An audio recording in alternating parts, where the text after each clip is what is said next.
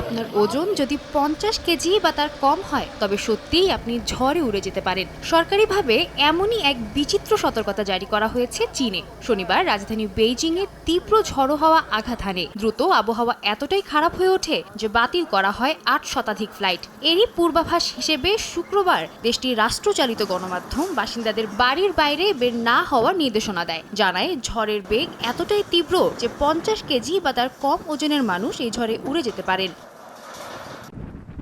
এর আগে শুক্রবার চীনের আবহাওয়া দফতর 5টি সতর্কবার্তা জারি করে। তারা জানায় অঞ্চল জুড়ে বালুঝড়, প্রবল বৃষ্টি, তুষারঝড় ও তীব্র বজ্রঝড় দেখা দেবে। শনিবার সেই সতর্কতা আরও বাড়িয়ে কমলা সতর্কতা জারি করা হয় তীব্র বাতাস ও তুষারঝড়ের জন্য। একই সঙ্গে ধূলি ঝড়ের জন্য জারি করা হয় নীল সতর্কতা। আবহাওয়া পরিস্থিতি আরও খারাপের দিকে যাচ্ছে বলে জানিয়েছে দেশটির আবহাওয়া দফতর। তুষারঝড় আরও বেশ কয়েকদিন অব্যাহত থাকতে পারে বলে পূর্বাভাস দিয়েছে চীনের আবহাওয়া বিভাগ। বৈরী আবহাওয়ার কারণে কৃষিক্ষেত্রেও পড়েছে বিরূপ প্রভাব। সাদিয়া তাসনিম, সময় সংবাদ।